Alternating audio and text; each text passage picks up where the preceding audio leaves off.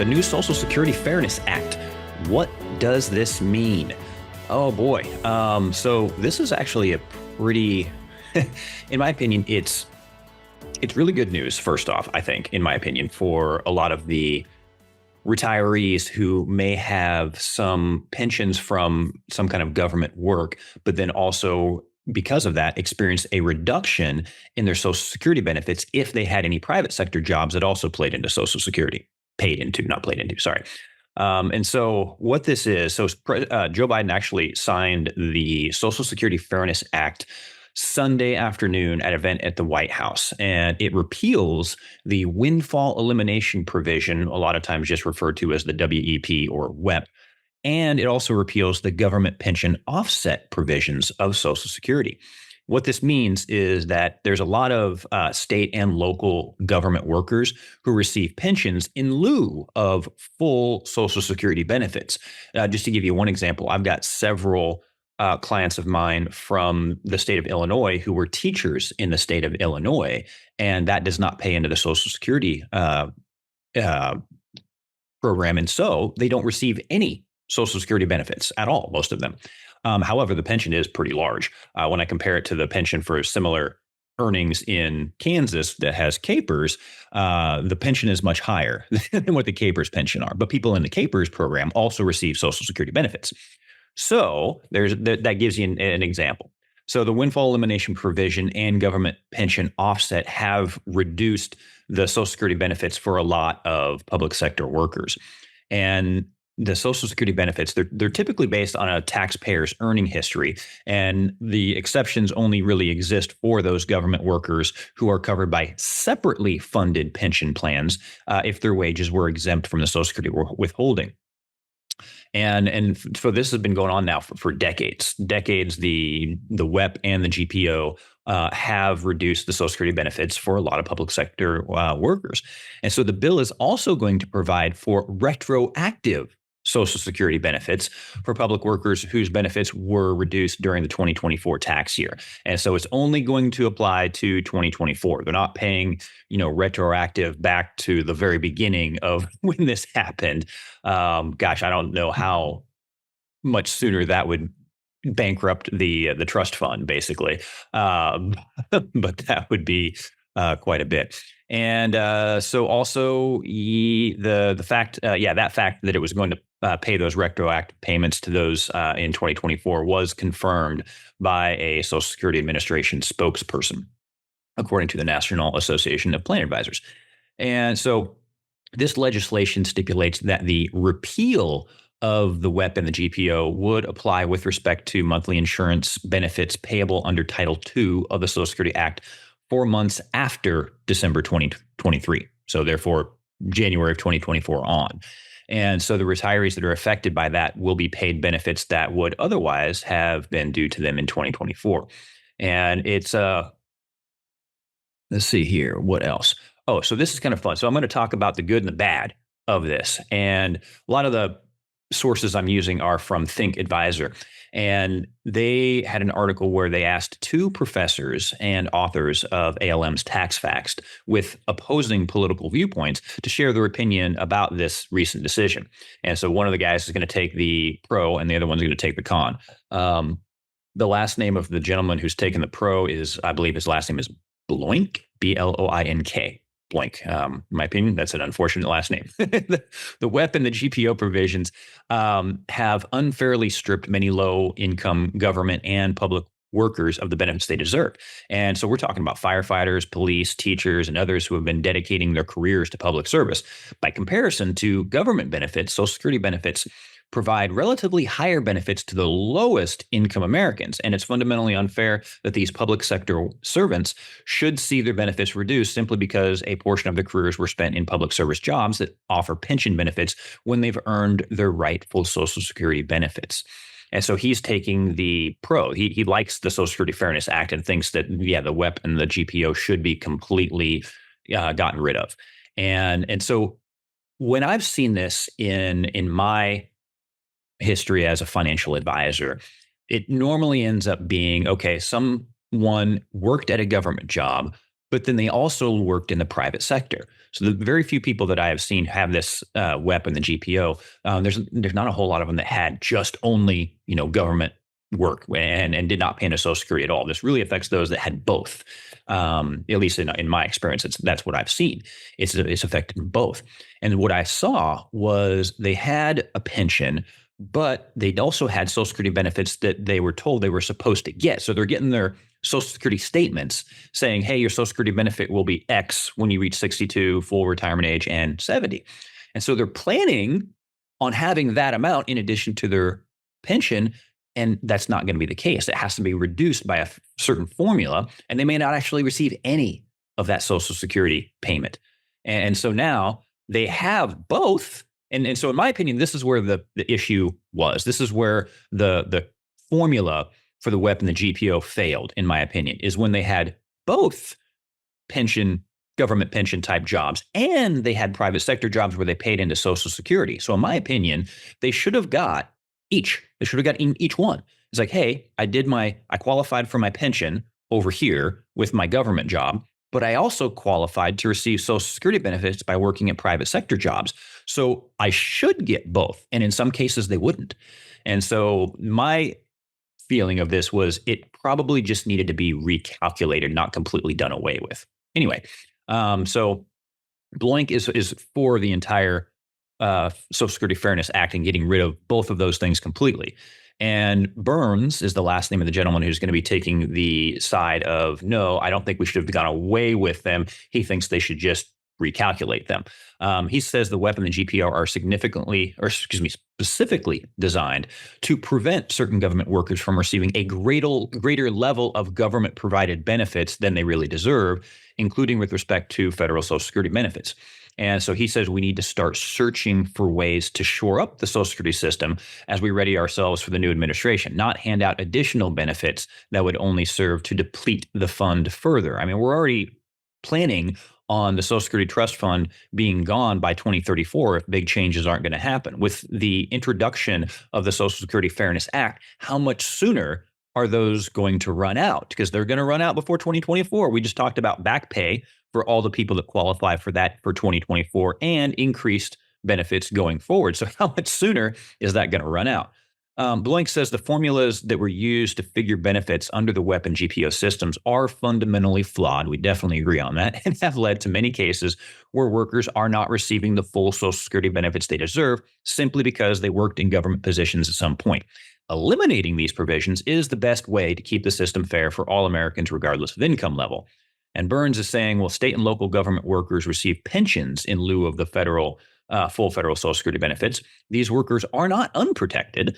They may appear to have lower earnings, so they have a relatively high replacement rate via Social Security during retirement. That's not fair when, in fact, those workers have a higher earnings history, meaning that Social Security should replace a lower percentage of the pre-retirement income. And Blank, again, is like the WEP and GPO actually served to cut some public workers' Social Security benefits in half over the years. And it's really quite simple. If the public worker was at some point also employed in a position where they paid Social Security taxes, they should receive the benefits that they earned. I'm in agreement with that. Definitely in agreement with that. The WEP and the GPO prevented this from happening, and implying that these workers received some type of windfall payment is entirely misleading when they earned the benefits that they earned through private sector employment at some point. And then Burns is saying, in reality, many public workers have worked in well-paid government jobs for much of their careers, yet have some lower wages in covered jobs where they paid into the Social Security system. The WEP prevents them from collecting based on both situations. The solution is to fix the formula used to calculate reduced benefit rates rather than eliminate the WEP and the GPO entirely. That way, we'll still avoid paying the windfall payments that the WEP and the GPO have prevented for years. And so some of the other issues this could bring up is, while a lot of them agree that the WEP should go, just simply repealing it makes the system more regressive and dents its funding. Like I talked about earlier, the Social Security Administration or Social Security Trust Fund will be depleted quicker. There's a better way to make benefits more fair, is what a former Social Security Administration chief economist says. Social Security experts broadly agree the program's WEP and the GPO are both inherently flawed, but their anticipated repeal under the Social Security Fairness Act is likely to cause new problems with benefit fairness. That is, simply getting rid of it will also introduce reforms to protect benefit parity, is likely to result in some workers who have split their time between non-covered jobs and jobs that do not pay into Social Security and covered private sector jobs that do get substantially higher retirement benefits than other workers with essentially equally earning history.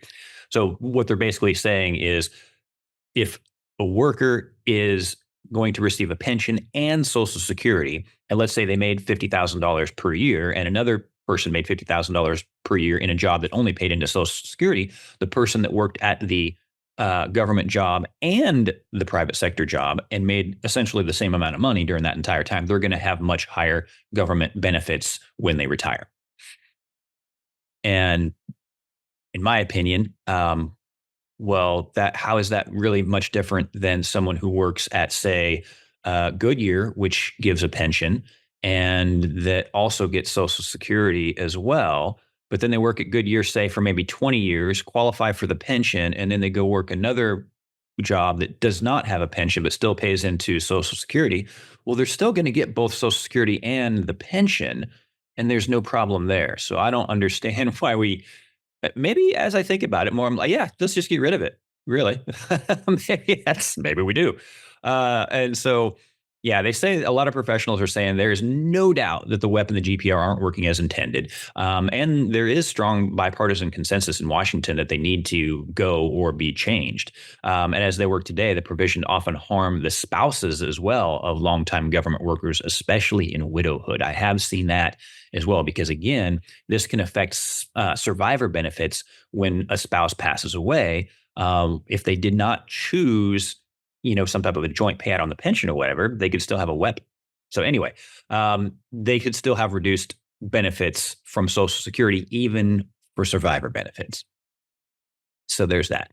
And those same Social Security professionals have also cautioned Congress against taking the easy way out and just not eliminating it, but that seems to be what they did. So it is, I'll be clear, this is a big victory for a lot of retirees who have dedicated substantial time to government service and even private sector service as well. But it does come at a price. Among the best informed professionals on the WEP and its challenges is Jason Fichtner. I hope I'm pronouncing that right. He's a former chief economist for the Social Security Administration, and he's now vice president and chief economist of the Bipartisan Policy Center and a senior fellow at the Alliance for Lifetime Income. He's been called on several occasions to testify before Congress on this and related issues. And he said that the WEP is a challenging issue to confront. It was conceived in the early 80s, and it was intended to ensure, again, the Social Security benefits or beneficiaries were treated fairly, and the benefits are provided only for years in which people paid into the Social Security system. But in reality, the WEP can treat some high-income earners as if they were low-income earners. And I'm going to go through a really nerdy number example here. Hopefully, you guys can follow this just to give you an idea of how this works. So to see how this might come about, Fichtner considered the example of two workers who turned 62 in 2024 with 35 years of covered employment and who began receiving Social Security benefits at their full retirement age. Now, under the normal benefit formula, each would receive a monthly benefit of $1,321 if their average annual lifetime earnings were $24,000, which would be a 66% replacement rate. If their average earnings were $36,000, average annual earnings, that would increase their benefit to $1,641, replacing only 55% of their pre-retirement income. If they had average earnings of $100,000 a year in turn, that would entitle them to $3,134 per month, and that would only be a 38% replacement rate. So this reduced rate reflected the intended progressive nature of Social Security. So the more income you made, the smaller percentage it would actually replace, because they figured, you probably got savings and other stuff to help make up that extra gap if you made more money. So, however, what if we consider workers with the same average annual lifetime incomes, but who have 20 years of non-covered employment and 15 years of covered employment? The Social Security program treats the years of non-covered employment as $0 years, saying they basically made nothing for purposes of calculating the averaged index monthly earnings, or the AIM. So therefore, what that means is for the worker with average adjusted annual income of $24,000, 20 of the 35 years are considered zero. Hence, the resulting average annual earnings adjusted for wage growth is only $10,286.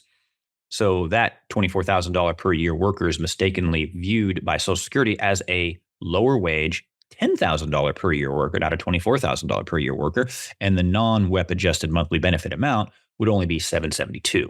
So while this benefit amount is nominally less than the $1,321 that the $24,000 per year worker with a full career of covered employment received, their benefit now replaces 90% of their covered earnings as opposed to the intended 66% replacement rate received by the worker with only covered earnings. And for the $100,000 per year worker, the replacement rate jumps to 51% as opposed to 38. So in other words, this worker now receives a quote windfall in the form of a benefit that replaces a much higher proportion of their covered earnings than it would have otherwise. So they're just saying that it as a replacement rate for their covered earnings, now that's a higher replacement rate. And so to correct for that quote windfall, the WEP adjusts the benefit formula. So the first benefit bend point is reduced from 90% income replacement to as little as 40%. So why repeal it? As Fichtner said, this seems like sound policy and the theory behind it is solid, but there are also some big issues with this implementation in practice, starting with the fact that the WEP formula itself is complicated and hard to explain to beneficiaries. Furthermore, the current Social Security statement provides estimated monthly benefits amounts that are not adjusted for the WEP. And so, like I said, the statement does not include a note either to the recipients that they should be subject to the WEP and that their benefits may be reduced if they have earnings from work that's not covered by Social Security. And so, like I mentioned, you're getting your Social Security statement and it doesn't say anything about any kind of reduction at all, right? So that could be a problem. For a lot of people, the first time that they hear about the WEP is when they first receive a WEP-reduced Social Security check or don't receive it because of the WEP. That's usually the first time they find out about it. And so for people who are relying on Social Security as a retirement planning tool, the current non-WEP adjusted information on the statement could cause people to overestimate their financial readiness for retirement. And so, but from a pure policy perspective, Fichtner said that the bigger problem is essentially a data issue. When the current formula for the WEP was established as part of the 1983 amendments to the Social Security Act, the Social Security Administration lacked the administrative records to accurately capture non-covered employment history. So hence, a proportional or prorated WEP was actually not possible. So a proxy formula had to be tabulated and adopted based on the government's best guess. And so in practice, what that means is that meant that the application of the WEP has actually tended to overcorrect benefits, particularly for low-earning government workers and public servants. So add that overcorrection problem to the aforementioned communication issues, and the result is a disruptive and damaging experience for many of the approximately 2 million beneficiaries who are currently subject to WEP conditions. So that's an issue. So the government basically wasn't telling people they might be subject to the WEP, wasn't even putting any kind of warning on the Social Security statements for those that might be subject to it. And so nobody even knew that they were going to be subject to it. And so Fichtner is thinking there could be a better way. And he definitely says he feels compassion for retirees who are blindsided by cuts to their hard-earned Social Security benefits. But he also has consistently argued against simply repealing the WEP without introducing a more accurate and effective benefit parity framework. And my feeling of this is more of, you know what, let's do this. Let's give them this. Let's correct the issue. Let's do that. But since we now know that correcting that is going to take more money out of the Social Security Trust Fund, what else are we going to do to shore up the reserves? Because we still haven't solved that problem yet. I'm not saying we shouldn't do this. I'm just saying that we need to figure out a way to pay for this. And I don't think that we should kick the can down to the last second, before we actually do something. Wait till, the 11th hour to make these changes like we did back in the 80s. Back in the 80s, it was the Social Security Trust Fund was actually within months of being insolvent. And that was when they created the act that actually made Social Security taxable to us. And so then the tax went right back into the kitty, and that did kick the can down about another 50 years or so. But now here we are again, and we know that we have a decade before the poo is going to hit the fan. And it doesn't seem like we're doing anything except increasing the benefits, and which is great. and I'm looking forward to that when I retire. All my clients are retirees as well. So this is good news for them, but it's a temporary good news if something is not done to shore up those reserves. We can't just keep giving more and more benefits without figuring out a way to pay for those benefits. And so that's my feeling. I'm for this, but I also say we need to figure out a way to pay for this now. And like I said, I don't know exactly how much sooner that this will end up making the fund insolvent. I've seen some numbers that say 6 months, but it's so early, I don't even think we really know yet. And so under the new, the personal recommendation for Fichtner to Congress is the creation of a new WEP that uses the worker's real average index monthly earnings across both covered and non-covered work to enable a truly proportional or prorated benefit formula. So what he's saying is when it was created, we didn't have enough accurate information to know what kind of formula we should have used, and it seemed to overcorrect, therefore giving people smaller benefits than what they should. Well, now we have a boatload of data, and he says, let's use that data to create a more fair system. That's basically what he's saying. And I don't need to get into how all that works, but it basically works out to be you pretty much get the same pay that you would have got if you had both the pension and the Social Security, similar to the Goodyear example that I gave. If you work at Goodyear a certain amount of time, qualify for that pension. And I'm just giving you an example. There's a lot of different companies out there. It works the same way. You get the pension, you pay into the Social Security Administration, but then let's say you quit and go somewhere that doesn't have a pension. Well, you're still going to get Social Security and you're still going to get your pension. You get them both, right? So finally, I guess the simplicity and the fairness of the new formula is that it would apply to all workers, those with both covered earnings only and those with both covered and non-covered earnings, making it easy for the Social Security Administration to administer and for beneficiaries to better plan for the retirement. And under the proposed formula, the Social Security statement could also provide accurate monthly benefit projections to better enable people to plan for their financial security in retirement. So think about how difficult that would have to be. If you don't know that you are subject to any kind of a WEP or a GPO, and the Social Security statements that you show your financial planner don't have any information about you being subject to a WEP or a GPO, they're going to take those numbers on those Social Security statements and use that as gospel when it comes to planning, your income plan for retirement and whether or not you have enough assets saved up in order to get you all the way through your life without running out. And so, this has been a huge planning issue for retirees. So I'm glad that something is being done right now. And I guess it makes it really, really easy if we just get rid of it. If we just get rid of the WEP and the GPO, now we don't have to worry about any new formula. It's gone. No more WEP, no more GPO. Don't have to worry about it anymore. Boom, we're good. And so I should have some clients out there that will get an increase in their monthly income now because there's no more WEP and there's no more GPO. So that's really good news for a handful of my clients.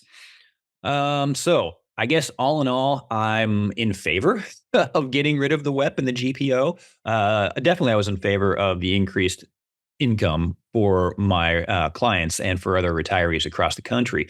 The only caveat I would like to say is now step 2 to this is now we need to figure out how to pay for this. Now there has to be some changes with the Social Security Administration in how benefits are qualified for, the cost of living adjustments, what the ages, whatever it is, all these different things. I did a podcast long time ago about an article that, in my opinion, had a really good number of things that could be changed within the Social Security Administration in order to shore up the reserves and what percentage of the shortfall those reserves would end up taking care of. And they got it to where it was like, I think 105%. Don't quote me on that, but it was more than 100%. So which means that it was now a surplus that was going back into the system. But then there was a few other changes that the Social Security beneficiaries wanted to do to increase some of the benefits. And that took it back down to, I don't remember what the exact number was. Let's just say it took it down to a 90% funding rate, which means that, it still has a shortfall, but at a 90% shortfall, that means that it would be a much longer than 2034 before that trust fund would run out. So basically what that would do, it would still kick, if every single one of those changes were put into place, the ones that reduced the shortfall and the ones that increased it again, if you did all of that, it would still kick the can down, several decades. And so Who knows? Maybe that's what they do instead. Just keep kicking the can down the road, but just not actually take care of the issue, fully and completely. So there's that. So all in all, summary is the good news. Good news for retirees that fell under this issue right here, and it's going to be could be a good year for them with the windfall that they're going to get. Windfall. Yes, I use that on purpose because they're going to get a back pay, that lump sum, pretty much for 2000, all of 2024, and then the increased monthly benefits going forward. So good news for people that fall into that category. And now, I think I'm going to do another one here pretty soon. I've mentioned before, when I get one question, I'll answer the question, but then I don't really pay much attention to it. 2 questions, oh, now I'm paying attention. 3 questions on the same topic, I probably need to do a podcast episode on it. And I've gotten a lot about, there's some guy out there who sells newsletters. Apparently he's got a pretty decent reputation, and he's putting out videos that are it's like a 30-minute long video that is just fear mongering about how the government's coming for all your money. Newsflash, government's always been coming for all of our money. So there's nothing new in that. But I will talk about that. I'll dissect it and hopefully put some of your concerns to bed, because in my opinion, this is nothing but a fear-mongering, doom and gloom type of advertisement. And all he's doing is trying to sell subscriptions to his newsletter. And I am not a big fan of that tactic. So that's it, guys. Good news for the Social Security. I'm always going to be, bringing you more information to empower you to live the retirement you deserve. Take care, and we'll see you next time.